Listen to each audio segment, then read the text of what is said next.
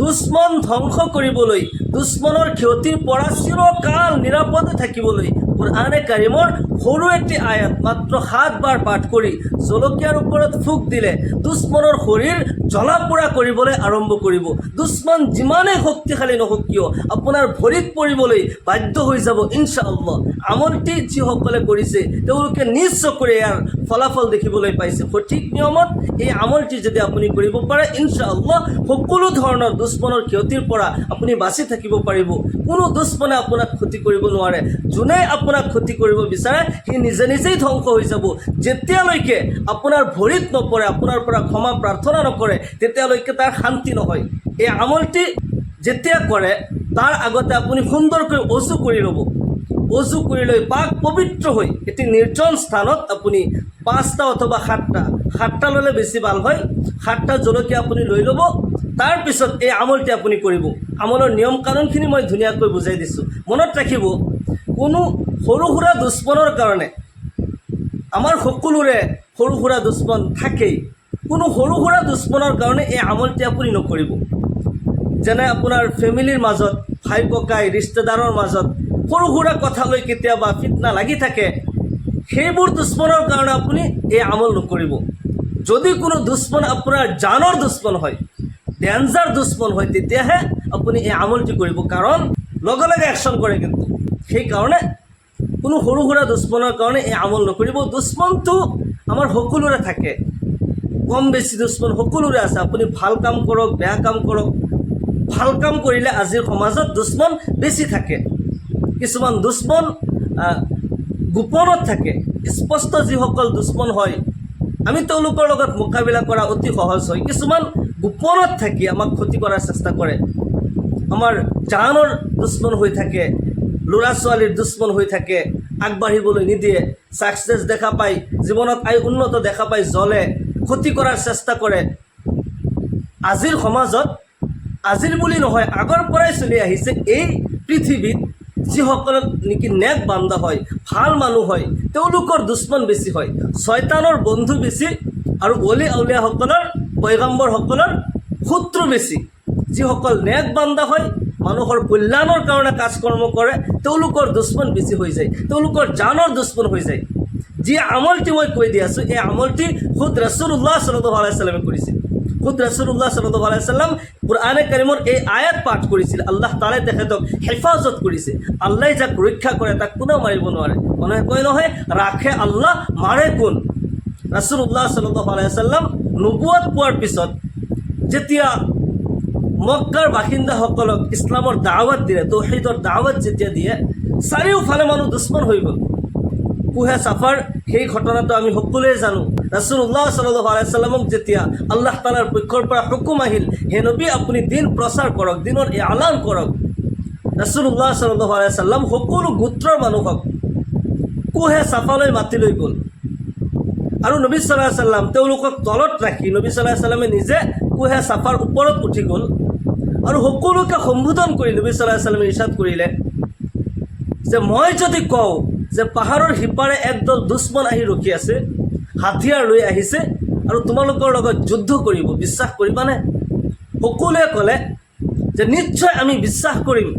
নবী সাল্লাল্লাহু আলাইহি ওয়াসাল্লামে আকৌ কয়, কেনেকৈ বিশ্বাস কৰিবা? তোমালোকেতো দেখা নাই, কেনেকৈ বিশ্বাস কৰি ল'বা? নবী সাল্লাল্লাহু আলাইহি ওয়াসাল্লামে এই কথা কোৱাৰ লগে লগে সকলো এক বাক্যত এই কথা ক'লে যে কিয়নো আপুনি আছ-সাদিক হয়, আপুনি সত্যবাদী হয়, আপুনি কেতিয়াও ধোকা দিব নোৱাৰে, আপুনি মিছা কথা ক'ব নোৱাৰে, আপুনি আছ-সাদিক হয়, আপুনি আল আমিন হয়। নবী সাল্লাল্লাহু আলাইহি ওয়াসাল্লাম সৰুৰ পৰাই সত্যবাদী আছিল, আমানতদাৰ, ধ্যানতদাৰ আছিল। এই কথা অকল তেওঁলোক নহয়, গোটেই আৰৱলৈ বিয়পি গৈছিল। নবী সাল্লাল্লাহু আলাইহি ওয়াসাল্লাম সৰুৰ পৰাই সত্যবাদী আছিল, সৰুৰ পৰাই আমানতদাৰ, ধ্যানতদাৰ আছিল, এজন মহৎ লোক আছিল। সৰুৰ পৰাই, যেতিয়ালৈকে নবুৱত পোৱা নাই তেতিয়াৰ পৰাই মানুহে সকলোৱে জানে যে মুহাম্মদ সত্যবাদী হয়। যেতিয়া নবী সাল্লাল্লাহু আলাইহি ওয়াসাল্লামে সকলোকে ক'লে যে পাহাৰৰ সিপাৰে একদল দুশ্মন থকা বুলি মই যদি কওঁ, তোমালোকে কেনেকৈ বিশ্বাস কৰিবা? সকলোৱে কৈছে যে আপুনি মিছা কথা ক'বই নোৱাৰে, আপুনি প্ৰতাৰণা কৰিবই নোৱাৰে, আপুনি ধোকা কেতিয়াও দিব নোৱাৰে। সকলোৱে স্বীকাৰ কৰিলে যে নবী সাল্লাল্লাহু আলাইহি ওয়াসাল্লাম সত্যবাদী হয়, আমানতদাৰ হয়, ধ্যানতদাৰ হয়। কিন্তু চিন্তা কৰিব, নবী সাল্লাল্লাহু আলাইহি ওয়াসাল্লাম যেতিয়া নেকি ক'লে মই আল্লাহ তাআলাৰ পক্ষৰ পৰা প্ৰেৰিত ৰাছুল হয়, আল্লাহ তাআলাৰ পক্ষৰ পৰা মই এজন ৰাছুল হয়, তোমালোকে মোৰ ওপৰত ইমান আনা। তোমালোকে কোৱা আশহাদু আল্লা ইলাহা ইল্লাল্লাহ ওয়া আশহাদু আন্না মুহাম্মাদান আবদুহু ওয়া ৰাছুলুহু। এই কথা শুনাৰ লগে লগে যিসকলে 2 মিনিট আগত যিসকলে নেকি সত্যবাদী বুলি স্বীকাৰ কৰিছে, যিসকলে নেকি নবী মুহাম্মদ আমানতদাৰ হয়, দেয়ানতদাৰ হয় বুলি স্বীকাৰ কৰিছে, কিন্তু সত্য কথাটো শুনাৰ লগে লগে সকলো স্তব্ধ হৈ গ'ল, সকলো নীৰৱ হৈ গ'ল, কাৰো কোনো মুখত মাত নাই। সত্যৰ আৱাজ সকলোৱে সহ্য কৰিব নোৱাৰে। নবী সাল্লাল্লাহু আলাইহি ওয়াসাল্লামৰ খুৰায়েক আবু লাহাব হাতত পাথৰ উঠাই লৈছে। তাব্বান লাকা ইয়া মুহাম্মদ, হে মুহাম্মদ তুমি ধ্বংস হৈ যোৱা, নাউজুবিল্লাহ। নবী সাল্লাল্লাহু আলাইহি ওয়াসাল্লাম কান্দি দিলে, চকুৰ পানী বৈ গৈছে, কোনো প্ৰতিবাদ কৰা নাই। নিজৰ খুৰায়েকে যেতিয়া এই কথা কয় যে হে মুহাম্মদ তুমি ধ্বংস হৈ যোৱা, নিজৰ মানুহে যেতিয়া, আপোন মানুহে যেতিয়া ধ্বংস কামনা কৰিছে, নবী সাল্লাল্লাহু আলাইহি ওয়াসাল্লামৰ চকুৰ পৰা আপুনি আপুনি পানী আহি গৈছে। আকাশৰ ফালে চাই নবী সাল্লাল্লাহু আলাইহি ওয়াসাল্লামে কয়, মনে মনে কৈ আছে, ইয়া আল্লাহ, মোৰ খুৰাই মোক তাব্বান লাকা বুলি কয়, ইয়া আল্লাহ, মোৰ খুৰাই, মোৰ ফেমিলিৰ মানুহে মোক বুজি পোৱা নাই। আল্লাহ তাআলাৰ গজব নাজিল হৈ গ'ল। আল্লাহ তাআলা সহ্য কৰিব নোৱাৰে মুহাম্মদক, যিজন নেকি শ্ৰেষ্ঠ নবী হয়, শ্ৰেষ্ঠ ৰাছুল হয়, যিজন ইমামুল আম্বিয়া, ইমামুল মুৰসালিন, খাতামুন নবিয়্যিন, জনাবে মুহাম্মদুৰ ৰাছূলুল্লাহ সাল্লাল্লাহু আলাইহি ওয়াসাল্লাম হয়, যি নবীক সৃষ্টি নকৰিলে এই কায়নাত, এই বিশ্ব ব্ৰহ্মাণ্ড সৃষ্টি নহ'লহেঁতেন, যি নবীৰ মহাব্বতত আল্লাহ তাআলাই এই কায়নাত সৃষ্টি কৰি দিলে, সেই নবীক কৈ আছে তাব্বান লাক, ধ্বংস হৈ যোৱা তুমি। আল্লাহ তাআলাৰ সহ্য হোৱা নাই। আল্লাহ তাআলাই লগে লগে গজব নাজিল কৰি দিলে। আল্লাহ তাআলাই নিজে আবু লাহাবক অভিশাপ দিবলৈ আৰম্ভ কৰিলে। আল্লাহ তাআলাই কয় তাব্বাত ইয়াদা আবি লাহাবি ওয়া তাব। সূৰা লাহাব তেতিয়া নাজিল হৈছিল। তাব্বাত ইয়াদা আবি লাহাবি ওয়া তাব, হে আবু লাহাব, তোমাৰ 2টা হাত ধ্বংস হৈ যাক। যে হাতে পাথৰ উঠাই লৈছিল, আবু লাহাবৰ হাত ধ্বংস হৈ যাক, আবু লাহাবৰ ধন সম্পত্তি ধ্বংস হৈ যাক। মা আগনা আনহু মালুহু ওয়া মা কাসাব, যিবোৰ ধন সম্পত্তি সি ইনকাম কৰিছিল সকলো ধ্বংস হৈ যাক। সায়াসলা নাৰান যাতা লাহাব আমৰাতুহু হাম্মালাতাল হাতাব ফি জিদিহা হাবলুম মিন মাসাদ। আবু লাহাবৰ ধন সম্পত্তি সকলোতে জুই লাগি গ'ল। আবু লাহাবৰ স্ত্ৰী জংঘলত খৰি উঠাই আছিল, টুকুৰিত লৈ টুকুৰি মূৰত ফচি গ'ল, টুকুৰিৰ ৰছী গলত ফাঁচি তাতে মৃত্যু হৈ গ'ল। আবু লাহাবৰ ধন সম্পত্তি, বিবি বাচ্চা সকলো ধ্বংস হৈ গ'ল। কিয়ামতৰ দিনাখন আখিৰাতত তেওঁলোকক জাহান্নামত নিক্ষেপ কৰা হ'ব, চুচুৰাই জাহান্নামত নিক্ষেপ কৰা হ'ব। নাউজুবিল্লাহ। আল্লাহ তাআলা সহ্য কৰিব নোৱাৰিলে। ৰাছূলুল্লাহ সাল্লাল্লাহু আলাইহি ওয়াসাল্লাম তাওহীদৰ দাৱাত দিবলৈ গৈ, দ্বীনৰ প্ৰচাৰ কৰিবলৈ গৈ কিমান কষ্ট আৰু মেহনত কৰিছে, কিমান মুজাহিদা কৰিছে। যিসকলে নবীৰ ওপৰত ইমান আনিছে তেওঁলোকেও বহুত কষ্ট কৰিছে, বহুত কুৰবানী তেওঁলোকেও দিছে। যেতিয়া নেকি চাৰিওফালে মানুহ দুশ্মন হৈ গ'ল, চাৰিওফালে যেতিয়া নিৰ্যাতন কৰিবলৈ ধৰিলে, যিসকলে ইমান আনিছে তেওঁলোককো কষ্ট দিবলৈ ধৰিলে, ৰাছূলুল্লাহ সাল্লাল্লাহু আলাইহি ওয়াসাল্লাম সাহাবাসকলক আল্লাহ তাআলাৰ পক্ষৰ পৰা, আল্লাহ তাআলাৰ হুকুম হৈছে, আল্লাহ তাআলাৰ পক্ষৰ পৰা ৰাছূলুল্লাহ সাল্লাল্লাহু আলাইহি ওয়াসাল্লামে কয়, হে মোৰ সাহাবাসকল, তোমালোকে ইয়াৰ পৰা হিজৰত কৰিবলৈ আৰম্ভ কৰা। এনেকুৱা অৱস্থা আছিল যে কুফাৰসকলে, মুশ্ৰিকিনসকলে, যিসকল মুছলমান হয়, যিসকলে নবীৰ ওপৰত ইমান আনিছে, কষ্ট আৰু নিৰ্যাতনটো দিছেই আৰু ইয়াৰ পৰা পলাবলৈ দিয়া নাই। যাৰ কাৰণে সাহাবাসকলে এজন দুজন কৰি কৰি লাহে লাহে ইয়াৰ পৰা সফৰ আৰম্ভ কৰিছিল, ইয়াৰ পৰা হিজৰত আৰম্ভ কৰিছিল। নবী সাল্লাল্লাহু আলাইহি ওয়াসাল্লাম যেতিয়া হিজৰত কৰে, হিজৰত কৰাৰ বহুত দিন আগতে হযৰত আবু বকৰ সিদ্দিক ৰাদিয়াল্লাহু আনহু কৈ থৈছিল, হে আবু বকৰ, তুমি মোৰ লগত হিজৰত কৰিব লাগিব, তুমি মোৰ হিজৰতৰ বন্ধু হ'বা। আবু বকৰ সিদ্দিক ৰাদিয়াল্লাহু আনহু তেতিয়াৰ পৰা তৈয়াৰী আৰম্ভ কৰি দিছিল। নবী সাল্লাল্লাহু আলাইহি ওয়াসাল্লামে কৈছে যে মই নবীৰ লগত হিজৰতত যাম, তেতিয়াৰ পৰা তেওঁ তৈয়াৰী কৰিছিল। যিদিনাখন নবী সাল্লাল্লাহু আলাইহি ওয়াসাল্লাম হিজৰত কৰে, সেই ৰাতি নবী সাল্লাল্লাহু আলাইহি ওয়াসাল্লামৰ বিচনাত হযৰতে আলী ৰাদিয়াল্লাহু আনহু খুৱাই দিছিল। নবীৰ সাহাবাসকল এনেকুৱা জানসাৰ আছিল, তেওঁলোক নবীৰ কাৰণে কুৰবান হৈ যাব পাৰে, জান নিছাৱাৰ কৰি দিব পাৰে। হযৰতে আলী ৰাদিয়াল্লাহু আনহু যেতিয়া নবীৰ বিচনাত শুইছে, তেওঁ জান ধৰি দিছে। যেতিয়া কুফাৰসকলে যদি নবী বুলি ভাবি আহি তলোৱাৰ চলাই দিয়ে, তেতিয়াহ'লে নিশ্চিতভাৱে মোক কতল কৰিব। তথাপিও মোৰ ৰাছুল বাচি যাওক, মোৰ নবীক ৰক্ষা কৰিবলৈ মই নিজে জান কুৰবান কৰি দিলোঁ। নবী বিচনাত শুই গৈছে। কেনেকুৱা জানিছাৰ আছিল। আল্লাহু আকবাৰ। আল্লাহ তাআলাই তেওঁলোকক জান্নাতুল ফিৰদাউছৰ আলা মাকাম দান কৰক। হযৰত আলী ৰাদিয়াল্লাহু আনহু বিচনাত শুৱাই ৰাসূলুল্লাহ সাল্লাল্লাহু আলাইহি ওয়াসাল্লাম যেতিয়া ওলাই যায়, চাৰিওফালে কুফাৰে ঘেৰাও কৰি আছে। নবীজি সাল্লাল্লাহু আলাইহি ওয়াসাল্লাম সূৰা ইয়াসিন তিলাৱত কৰিলে। সূৰা ইয়াসিনৰ এটা আয়াত, এই আয়াতটোৱে আমলত আপুনি কৰিব লাগিব। কেনেকৈ আমল কৰিব লাগিব মই কৈ দি আছোঁ। এই ঘটনাখিনি চমুকৈ মই শেষ কৰি দিছোঁ। ৰাসূলুল্লাহ সাল্লাল্লাহু আলাইহি ওয়াসাল্লাম সূৰা ইয়াসিন তিলাৱত কৰি হাতত এক মুঠি বালি লৈছিল। আল্লাহ তাআলাই কয়, ওয়াজআলনা মিন বাইনি আইদিহিম সাদ্দাও ওয়া মিন খালফিহিম সাদ্দান ফাগশাইনাহুম ফাহুম লা ইউবসিরুন। নবী সাল্লাল্লাহু আলাইহি ওয়াসাল্লামে এই আয়াত যেতিয়া তিলাৱত কৰে আৰু ফুক মাৰি দিয়ে, এই বালি গৈ তেওঁলোকৰ চকুত লাগি যায় আৰু সকলো অন্ধকাৰ হৈ যায়, তেওঁলোকে একোৱে দেখিবলৈ নাপায়। আল্লাহ তাআলাই কয় যে আমি তেওঁলোকৰ আগে পিছে প্ৰাচীৰ সৃষ্টি কৰি দিছোঁ, তেওঁলোকৰ আগতো প্ৰাচীৰ লগাই দিছোঁ, পিছতো প্ৰাচীৰ লগাই দিছোঁ, তেওঁলোকক ঢাকি দিছোঁ, ফলত তেওঁলোকে দেখিবলৈ নাপায়। আল্লাহ তাআলাৰ কুদৰতত সূৰা ইয়াসিন তিলাৱত কৰি ৰাসূলুল্লাহ সাল্লাল্লাহু আলাইহি ওয়াসাল্লাম ইয়াৰ পৰা ওলাই গ'ল। ৰাতিৰ অন্ধকাৰত হযৰত আবু বকৰ সিদ্দিক ৰাদিয়াল্লাহু আনহু যেতিয়া মাত লগালে, দৰজাত অলপ শব্দ কৰিলে, আবু বকৰ সিদ্দিক ৰাদিয়াল্লাহু আনহু লগে লগে ওলাই ৰেডি, বোলে হুজুৰ বলক। আল্লাহু আকবাৰ। আবু বকৰ সিদ্দিক ৰাদিয়াল্লাহু আনহু লগে লগে যেতিয়া ওলাই গ'ল, নবী সাল্লাল্লাহু আলাইহি ওয়াসাল্লাম তাআজ্জুব হৈ সুধিলে, হে আবু বকৰ, তুমি টোপনি যোৱা নাই? নবীৰ কাৰণে কেনেকুৱা জান কুৰবান কৰিব পাৰে সাহাবাই। আবু বকৰ সিদ্দিক ৰাদিয়াল্লাহু আনহু কয়, ইয়া ৰাসূলুল্লাহ, মনত আছে নাই আপুনি 6 মাহ পূৰ্বে মোক কৈছিল, হে আবু বকৰ, তুমি মোৰ লগত হিজৰতত যাব লাগিব। ইয়া ৰাসূলুল্লাহ, আল্লাহ তাআলাৰ কসম হয়, যোৱা এই 6 মাহ মই ৰাতি বিচনাত পিঠি লগাই পোৱা নাই। আল্লাহু আকবাৰ।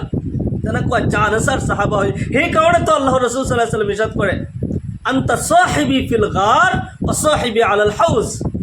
তুমি মোৰ গাৰে চূড়াৰ সাথী হয়, তুমি হাউজে কাউচাৰৰো কিয়ামতৰ দিনাখন হাউজে কাউচাৰতো তুমি মোৰ বন্ধু হ'বা, মোৰ সাথী হ'বা।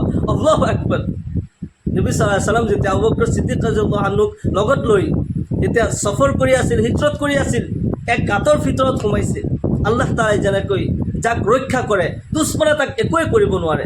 কুফাৰসকল ৰাতিপুৱা তেওঁলোকৰ খোজৰ চিন চাই চাই পিছা কৰি কৰি তেওঁলোকৰ ওচৰ পাই গৈছিল। নবী সাল্লাল্লাহু আলাইহি ওয়াসাল্লাম আৰু হযৰত আবু বকৰ সিদ্দিক যি গাঁতৰ ভিতৰত সোমাইছে, সেই গাঁতৰ মুখত আল্লাহ তাআলাৰ কুদৰতত অলপ সময়ৰ ভিতৰত মকৰা আহি জাল বনাই দিলে, পাৰ আহি তাতে বাহা বনাই ডিমা পাৰি দিছে।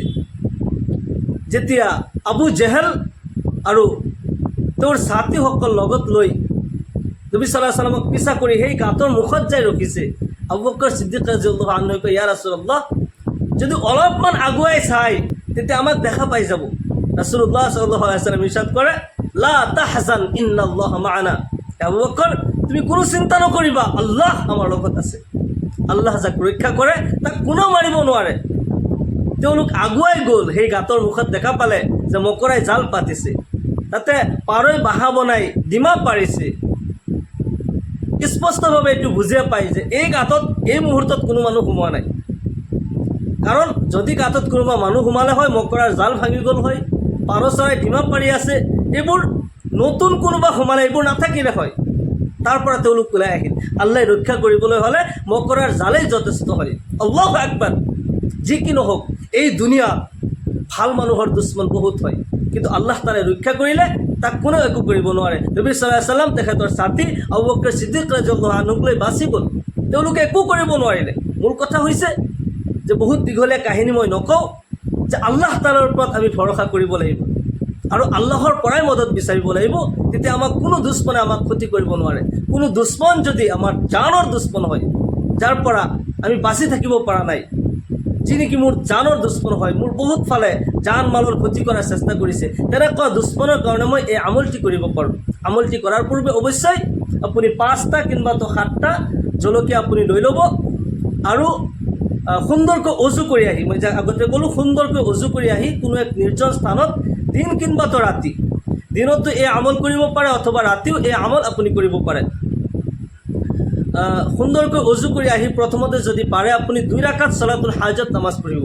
যদি নাজানে কোনো কথা নাই, যিকোনো নামাজ আপুনি পঢ়িব পাৰে। ছলাতুল হাজত এনেকৈ নিয়ত কৰিব, মই আল্লাহৰ ৰাস্তাত 2 ৰাকাত ছলাতুল হাজতৰ নফল নামাজ পঢ়ি আছোঁ, আল্লাহু আকবাৰ, এনেকৈ নিয়ত কৰি যিকোনো সূৰা দি এই নামাজ আপুনি পঢ়িব।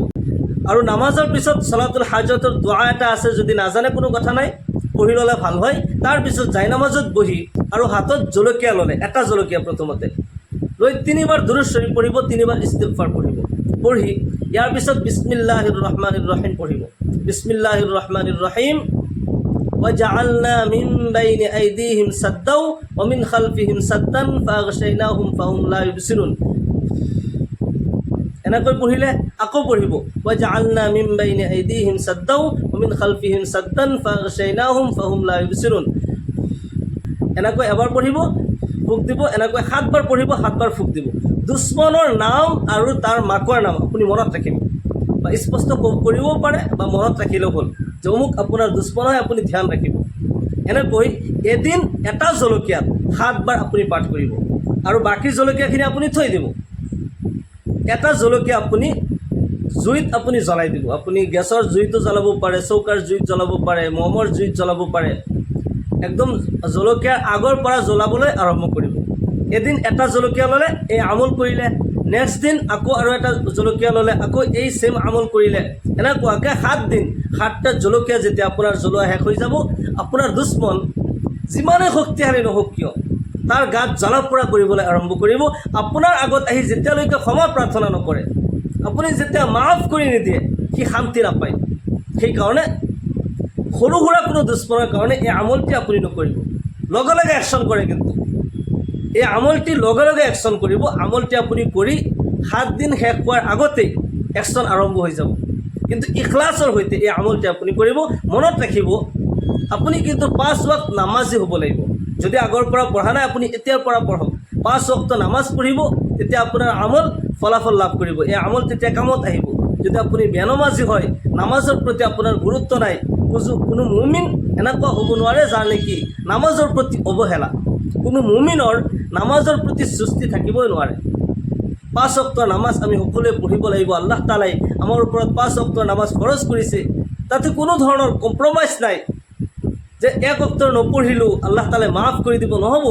1 ওয়াক্ত নামাজ ক্ষতি কৰিলে 80 হুকমা জাহান্নাম ভোগ কৰিব লাগিব। 1 হুকমা কোটি কোটি বছৰ হয়। সেইকাৰণে আমি যাতে 1 ওয়াক্ত নামাজো কাজা নকৰোঁ। কেতিয়াবা টোপনিৰ কাৰণে যদি ফজৰৰ নামাজ কাজাও হৈ যায়, যেতিয়া সাৰ পায় তেতিয়া পঢ়িব। আৰু এই আমলটি নিৰ্দিষ্ট এটা সময়ত কৰিব। দিনত কৰিলে প্ৰতিদিন দিনতে কৰিব, সেই টাইমতে। ৰাতি কৰিলে প্ৰতিদিন সেই টাইমতে ৰাতিয়ে কৰিব। আৰু ইখলাছৰ সৈতে এই আমল যে আপুনি কৰিছে, নিশ্চয় আপুনি ইয়াৰ ফলাফল লাভ কৰিব। দুশ্মনৰ ক্ষতিৰ পৰা আপুনি নিশ্চয় নিৰাপদে থাকিব। ইয়াৰ বিশ্বাস আৰু ইখলাছৰ সৈতে আল্লাহ তাআলাই নিশ্চয় ইয়াৰ জৰিয়তে আপোনাক সকলো দুশ্মনৰ ক্ষতিৰ পৰা আপোনাক নিৰাপদে ৰাখিব। এনেকুৱা ইয়াকিন আপুনি ৰাখিব লাগিব। আল্লাহ তাআলাই আমাক সকলোকে সকলো ধৰণৰ দুশ্মনৰ ক্ষতিৰ পৰা, শয়তানৰ চক্ৰান্তৰ পৰা সকলোকে নিৰাপদে থকাৰ তৌফিক দান কৰক। সকলোকে আল্লাহুম্মা আমিন। ওয়া আখিৰু দাওয়ানা আনিল হামদুলিল্লাহি ৰাব্বিল আলামিন। আসসালামু আলাইকুম ওয়া ৰাহমাতুল্লাহি ওয়া বাৰাকাতুহু।